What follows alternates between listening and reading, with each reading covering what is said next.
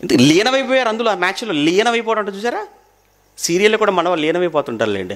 వాళ్ళు ఏడ్చేస్తుంటే వీళ్ళు ఏడ్చేస్తుంటారు. వాళ్ళేమో అది నటన, వీళ్ళది ఒరిజినల్. వాళ్ళు కన్నీళ్ళు పెట్టుకున్నందుకు అయిపోయిన తర్వాత డైరెక్టర్ గారు బోల్ డబ్బులు ఇస్తే తీసుకొని వెళ్ళిపోతారు. నీకెవడిచ్చాడు ఏడ్చినందుకు ఒరిజినల్గా? వాళ్ళకి ఏడుపు రాకపోతే కంటిలో గ్లిజరిన్ పెట్టుకొని మరీ ఏడుస్తారు. అది యాక్షన్. అది నువ్వు కూడా పెట్టుకుని ఇచ్చావా గ్లిజరిన్? నీకు ఒరిజినల్గా గారిపోతుంటాయి.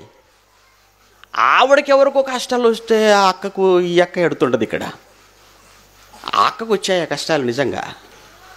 ఏమంటే అందులో ఏమంటే ఆవిడ కష్టాలు పెడుతుంటే కొన్ని వీడియోలు చూస్తుంటాం. వీళ్ళు వెళ్ళి ఆగలేక అక్కడికి వెళ్ళిపోయి ఆమె తిడుతుంటారు. నువ్వు వినపడుతుంది ఆమె లోపల నువ్వు తిడుతుంటే.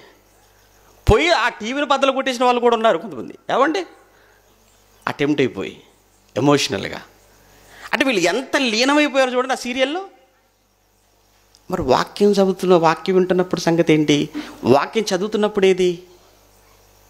అమ్మో ముందుగా వెళ్ళకపోతే ఎక్కడ మిస్ అయిపోతానో మొదటి నుంచి చివరి వరకు ఏ ఒక్క మాట నేను మిస్ అవ్వకూడదు. ఎందుకంటే అది ఎవరి మాటలు? దేవుని మాటలు. చెప్పేది ఏంటి? ఆరాధనలో దేవుని మాటలే కదా చెప్తారు.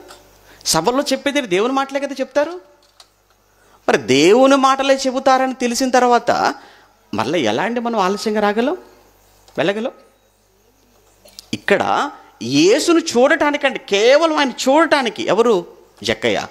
ఆ మార్గమున రానయ్యున్నాడని ముందుగా ఎరిగి పరిగెత్తుకుని వెళ్తున్నాడట.